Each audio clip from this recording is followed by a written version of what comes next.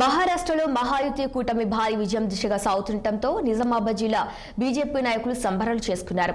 జిల్లా కేంద్రంలోని నిఖిల్ సాయి చౌరస్తా వద్ద టపాసులు కాల్చి వేడుకలు చేసుకున్నారు. ఈ సందర్భంగా కర్ణాటక, తెలంగాణ రాష్ట్రాల్లో కాంగ్రెస్ ప్రభుత్వం 6 గ్యారెంటీలను అమలు చేయకుండా మోసం చేసిందని అర్బన్ ఎమ్మెల్యే ధన్పాల్ సూర్యనారాయణ గుప్తా తెలిపారు. ఇవే హామీలను మహారాష్ట్రలో సీఎం రేవంత్ రెడ్డి చెప్పడం సిగ్గుచేటని పేర్కొన్నారు. మహారాష్ట్ర ప్రజలు మోసపూరిత హామీలను నమ్మలేదన్నారు.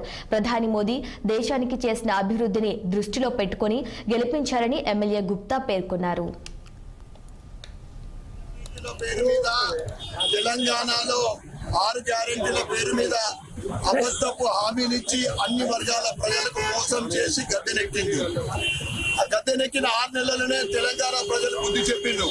పార్లమెంట్ ఎలక్షన్ లో 8 సీట్లు గెలిచి భారతీయ జనతా పార్టీ ఇక్కడ విజయడంగా మొరిగించింది. ఆ తర్వాత ఇప్పుడు ఈ రోజు మహారాష్ట్ర ఎన్నికలు, మరాఠవాడ ప్రజలు ఈ కాంగ్రెస్ ప్రభుత్వం మన కూటమికి తగిన